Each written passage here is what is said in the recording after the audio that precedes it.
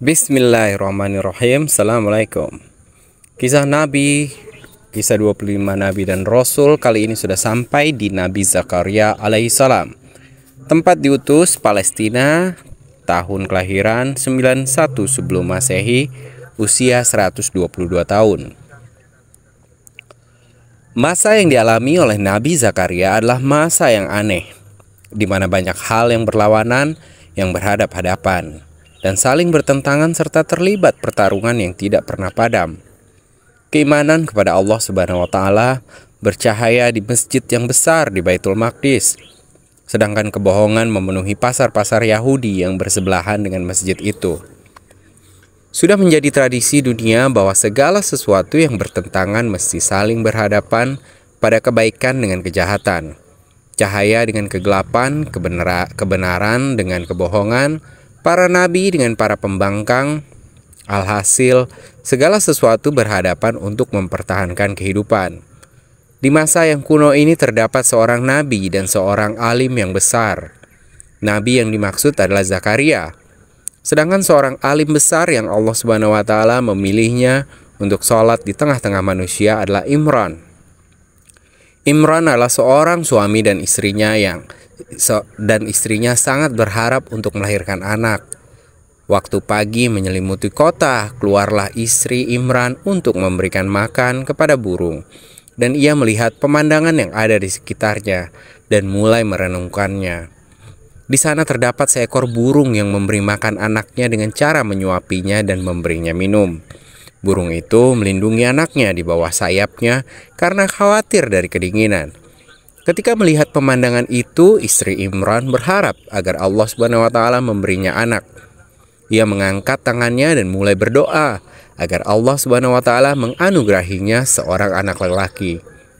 Allah Subhanahu wa taala mengabulkan doanya, dan pada suatu hari ia merasa bahwa ia sedang hamil. Lalu kegembiraan menyelimutinya dan ia bersyukur kepada Allah Subhanahu wa taala. Ingatlah ketika istri Imran berkata, "Ya Tuhanku, sesungguhnya aku telah menazarkan kepada Engkau anak yang dalam kandunganku menjadi anak yang soleh dan berkhidmat di Baitul Maqdis. Karena itu terimalah nazar itu dariku. Sesungguhnya Engkaulah yang maha mendengar lagi maha mengetahui." Quran Surat Ali Imran ayat 35. Ia bernazar agar anaknya menjadi seorang pembantu di masjid sepanjang hidupnya, yang mengabdi kepada Allah Subhanahu wa taala dan mengabdi kepada rumahnya, yaitu masjid.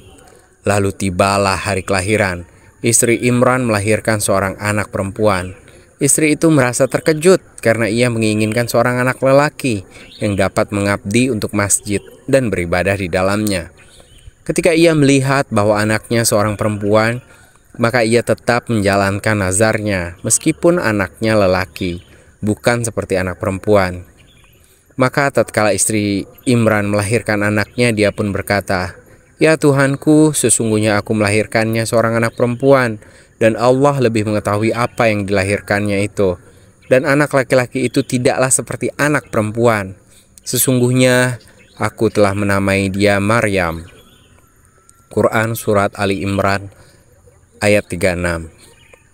Allah Subhanahu wa taala mendengar doa istri Imran. Allah Subhanahu wa taala mendengar apa yang kita ucapkan dan apa yang kita bisikkan dalam diri kita. Bahkan apa yang kita inginkan untuk kita ucapkan dan kita tidak melakukannya. Semua itu diketahui oleh Allah Subhanahu wa taala. Allah Subhanahu wa taala mendengar bahwa istri Imran memberitahunya bahwa ia melahirkan anak perempuan, dan Allah Subhanahu wa taala lebih mengetahui tentang anak yang dilahirkannya. Allah Subhanahu wa taala lah yang memilihkan jenis kelamin anak yang lahir di mana dia menciptakan anak laki-laki atau perempuan. Allah Subhanahu wa taala mendengar bahwa istri Imran berdoa kepadanya agar dia menjaga anak perempuan ini yang dinamakan Maryam, dan juga menjaga keturunannya dari setan yang terkutuk. Dan aku mohon perlindungan untuknya serta anak-anak keturunannya kepada pemeliharaan Engkau dari syaitan yang terkutuk. Maka Tuhannya menerimanya sebagai nazar dengan penerimaan yang baik dan mendidiknya dengan pendidikan yang baik, dan Allah menjadikan Zakaria pemeliharanya. Quran Surat Ali Imran ayat 36 sampai ayat 37. Allah Subhanahu wa taala mengkabulkan doa istri Imran dan ibu Maryam. Allah Subhanahu wa taala menyambut Maryam dengan penyambutan yang baik dan memberinya keturunan yang baik. Allah Subhanahu wa taala berkehendak melalui rahmatnya untuk menjadikan perempuan ini sebagai wanita terbaik di muka bumi dan menjadikan ibu dari seorang nabi yang kelahirannya merupakan mukjizat terbesar seperti kelahiran Nabi Adam. Nabi Adam lahir tanpa seorang ayah atau ibu, sedangkan Nabi Isa lahir tanpa seorang ayah. Nabi Isa berasal dari ibu yang suci, yang belum menikah, yang belum disentuh oleh manusia. Mula-mula kelahiran Maryam mendatangkan sedikit problem. Imran telah mati sebelum kelahiran Maryam, dan para ulama di zaman itu dan para pembesar ingin mendidik Maryam. Setiap orang berlomba-lomba untuk mendapatkan kemuliaan ini, yaitu mendidik seorang perempuan dari seorang lelaki besar yang mereka hormati. Zakaria berkata, "Biarkan aku yang mengasuhnya karena ia adalah kerabat dekatku. Istriku adalah bibinya dan aku adalah seorang nabi dari umat ini. Aku lebih utama daripada kalian untuk mengasuhnya." Lalu para ulama dan para guru berkata, "Mengapa tidak seorang di antara kami yang mengasuhnya? Kami tidak akan membiarkan engkau mendapatkan keutamaan ini tanpa persetujuan dari kami." Hampir saja mereka berselisih dan bertarung kalau seandainya mereka tidak menyepakati diadakannya undian, yakni seseorang yang mendapatkan undian maka itulah yang akan mengasuh Maryam. Diadakanlah undian. Maryam diletakkan di atas tanah dan diletakkan di sebelahnya pena-pena orang-orang yang ingin mengasuhnya. Kemudian mereka menghadirkan anak kecil, lalu anak kecil itu mengeluarkan pena Zakaria. Zakaria berkata, "Allah Subhanahu wa taala memutuskan agar aku mengasuhnya." Para ulama dan para syekh berkata, "Tidak, undian harus dilakukan 3 kali." Mereka mulai berpikir tentang undian yang kedua. Setiap orang mengukir namanya di atas pena kayu dan mereka berkata, "Kita akan melemparkan pena-pena kita di sungai, maka siapa yang penanya menantang arus, itulah yang menang." Padahal kamu tidak hadir beserta mereka ketika mereka melemparkan anak-anak panah mereka untuk mengundi siapa di antara mereka yang akan memelihara Maryam. Dan kamu tidak hadir di sisi mereka ketika mereka bersengketa.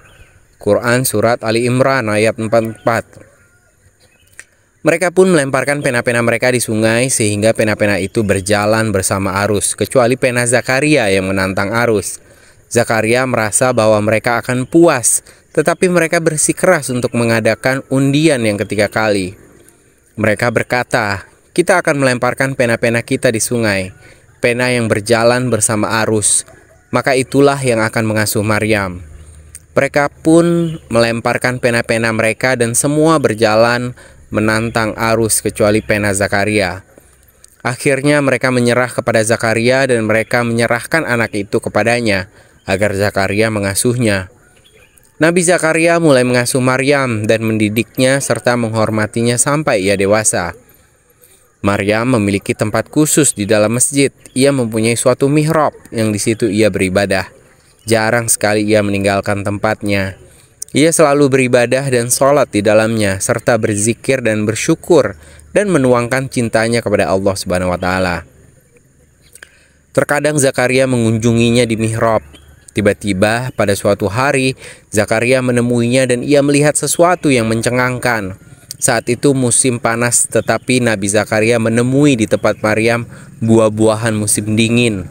Dan pada kesempatan yang lain ia menemui buah-buahan musim panas, sedangkan saat itu musim dingin. Zakaria bertanya kepada Maryam, "Dari mana datangnya rezeki ini?" Maryam menjawab bahwa itu berasal dari Allah Subhanahu wa taala. Pemandangan seperti ini berulang lebih dari sekali.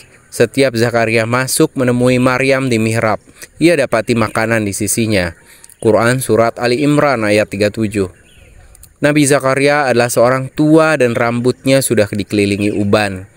Ia merasa bahwa tidak lama lagi hidupnya akan berakhir, dan istrinya Bibi Maryam adalah seorang wanita tua sepertinya yang belum melahirkan seseorang pun dalam hidupnya, karena ia wanita yang mandul. Nabi Zakaria menginginkan agar ia mendapatkan seorang anak laki-laki yang akan mewarisi ilmunya dan akan menjadi nabi yang dapat membimbing kaumnya dan berdakwah kepada mereka untuk mengikuti kitab Allah Subhanahu wa taala. Zakaria tidak menyampaikan keinginan ini kepada seorang pun. bahkan kepada istrinya, tetapi Allah Subhanahu wa taala mengetahuinya sebelum pikiran itu disampaikan. Pada pagi itu Zakaria menemui Maryam di mihrabnya. Lalu ia mendapati buah-buahan yang sebenarnya sudah tidak musim. Zakaria bertanya kepada Maryam. Zakaria berkata, "Hai Maryam, dari mana kamu memperoleh makanan ini?" Maryam menjawab, "Makanan itu dari sisi Allah. Sesungguhnya Allah memberi rezeki kepada siapa yang dikehendakinya tanpa hisab." Di sanalah Zakaria berdoa kepada Tuhannya. Quran Surat Ali Imran ayat 37-38.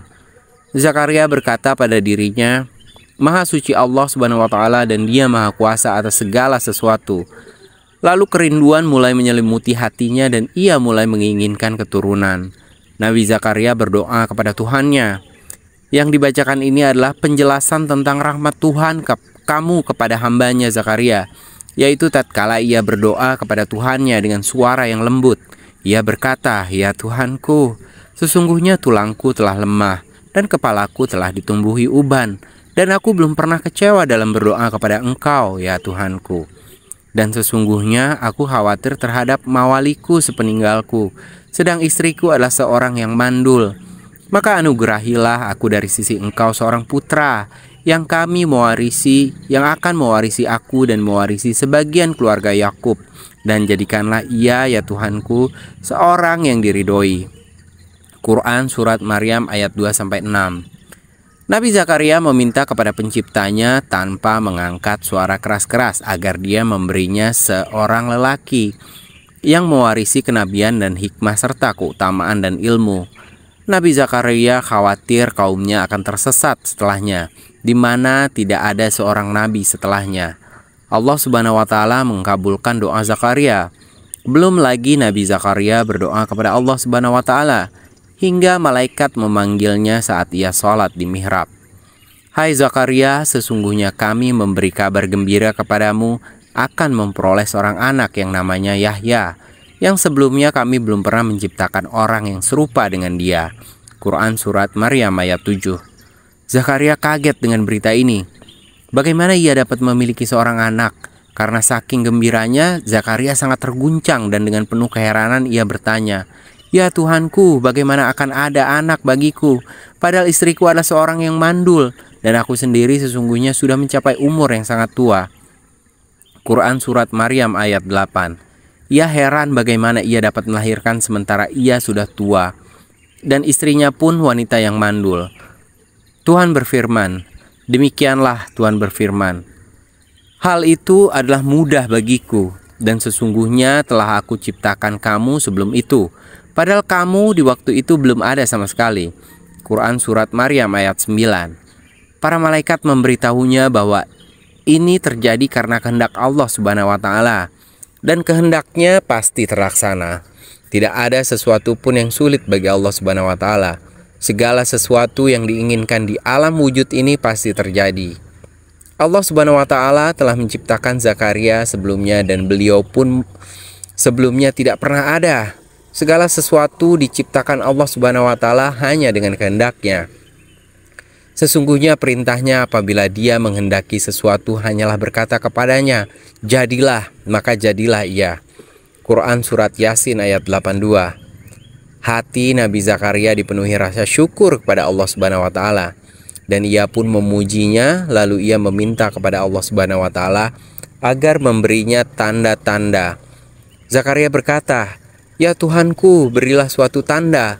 Tuhan berfirman, "Tanda bagimu adalah bahwa kamu tidak dapat bercakap-cakap dengan manusia selama 3 malam, padahal kamu sehat." Maka ia keluar dari mihrab menuju kaumnya.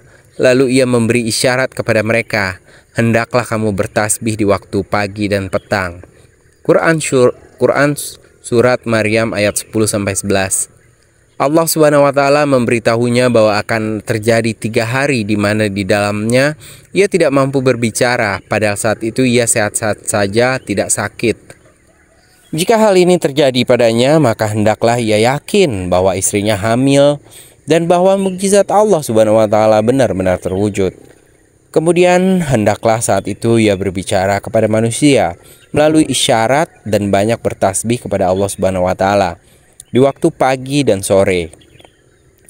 Zakaria keluar pada suatu hari kepada manusia dan hatinya dipenuhi dengan syukur. Ia ingin berbicara dengan mereka, namun ia mengetahui bahwa ia tidak mampu berbicara. Zakaria mengetahui bahwa mukjizat Allah Subhanahu wa taala telah terwujud. Lalu ia mengisyaratkan kepada kaumnya agar mereka bertasbih kepada Allah Subhanahu wa taala di waktu pagi dan sore. Ia pun selalu bertasbih kepada Allah Subhanahu wa taala dalam hatinya. Zakaria merasakan kegembiraan yang sangat dalam. Malaikat memberitahunya tentang kelahiran seorang anak lelaki yang Allah Subhanahu wa taala menamakannya Yahya. Untuk pertama kalinya kita di hadapan seorang anak yang ayahnya tidak memberikan nama kepadanya dan ibunya pun tidak memilihkan nama untuknya, tetapi Allah Subhanahu wa taala lah yang memberinya nama. Dengan kemuliaan yang agung ini, Allah Subhanahu wa taala menyampaikan berita gembira kepada Zakaria bahwa anaknya Yahya akan membenarkan kalimat Allah Subhanahu wa taala dan akan menjadi seorang yang mulia dan seorang nabi dari orang-orang yang soleh. Zakaria gemetar karena saking gembiranya. Air matanya mulai berlinangan dan jenggotnya yang putih mulai basah. Ia sholat kepada Allah Subhanahu wa taala sebagai tanda syukur atas pengkabulan doanya dan kelahiran Yahya. Wallahu a'lam bishawab. Assalamualaikum.